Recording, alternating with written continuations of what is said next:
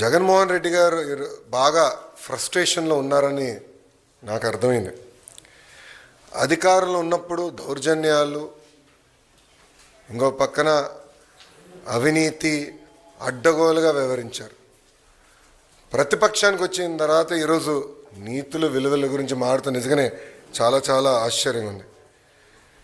జగన్మోహన్ రెడ్డి గారిలో మేమందరం కోరుకునేది ఏంటంటే, ఒక ముఖ్యమంత్రిగా పనిచేసిన వ్యక్తి ఉందాతనంగా మాట్లాడతారు, వాస్తవాల దగ్గరగా మాట్లాడతారు, ఒక వ్యక్తిని కించపరిచే విధంగా మాట్లాడతారని, కించపరుచుకునే విధంగా మాట్లాడతారని అనుకున్నాం. కానీ ఇదంతా చూసిన తర్వాత ఇందులో ఆయనకి ఏమీ లేవు, ఏది రాదని నాకు అర్థమైంది.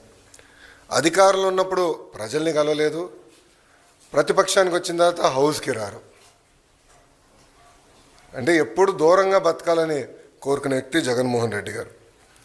ముఖ్యమంత్రి పదవి కోసం సొంత తండ్రి శవాన్ని పక్కన పెట్టుకుని ఆనాడు సంతకాలు సేకరణ చేసిన వ్యక్తి జగన్మోహన్ రెడ్డి గారు.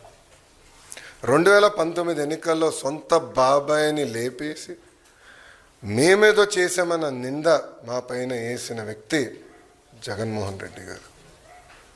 ఇంతేకాకుండా ఈరోజు ప్రభుత్వం పైన, బడ్జెట్ పైన, గౌరవ ఉప ముఖ్యమంత్రి గారి పైన మాట్లాడిస్తే నిజంగానే నాకు చాలా ఆశ్చర్యం వేస్తుంది.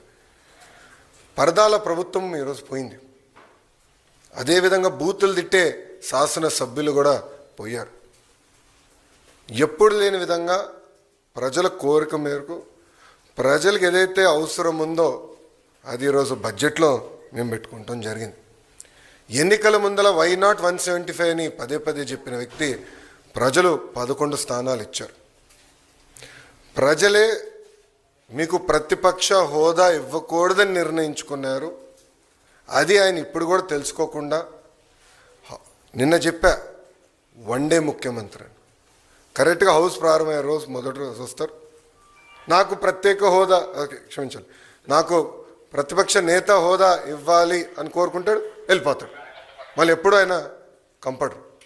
అలాంటి పరిస్థితి మనందరం చూస్తున్నాం. ఇప్పుడు ఆయన ఆలోచించాలి, ఎందుకు 11 స్థానాలు ప్రజలు ఆయనకి ఇచ్చారు. ఆయన ఆలోచించాలి, ఎందుకు సొంత తల్లి, చెల్లి, కార్యకర్తలు, నాయకులు ఆయన నమ్మట్లేదని. మొన్న బ్యాలెట్ ద్వారా దాదాపు 67% ఓట్లు కూటమి అభ్యర్థులు ఆల్పాటి రాజేంద్ర ప్రసాద్ గారు, ఇంకొక పక్కన రాజశేఖర్ గారు ఓట్లు సాధించారు. నేను చెప్పా, ఈవీఎం అయినా బ్యాలెట్ అయినా గెలుపు కూటమి ప్రభుత్వంది అని. అలాంటిది ఈరోజు గౌరవ ఉప ముఖ్యమంత్రి గారిని కించపరిచే విధంగా ఆయన మాట్లాడారు. ఆయన మాజీ ముఖ్యమంత్రి జగన్మోహన్ రెడ్డి గారు ఒకసారి ఆలోచించారు. మొన్న ఎన్నికల్లో ఆయనకు వచ్చిన మెజారిటీ ఎంత, గౌరవ ఉప ముఖ్యమంత్రి గారికి వచ్చిన మెజారిటీ ఎంత. మొన్న జరిగిన ఎన్నికల్లో వైకాపాకి ఎన్ని సీట్లు వచ్చినాయి, జనసేన పార్టీకి ఎన్ని సీట్లు వచ్చినాయో ఆయన ఒకసారి ఆలోచించాలి. అంతేగాని నోరుంది కనుక ఇప్పుడు కూడా నేను అనుకుందే రైటు, అధికారంలో ఉన్న వాళ్ళు నేను కించపరిచే విధంగా మాట్లాడతాను, ఎగతాళి చేస్తూ ఉంటాం, నిజంగానే చాలా చాలా బాధాకరం.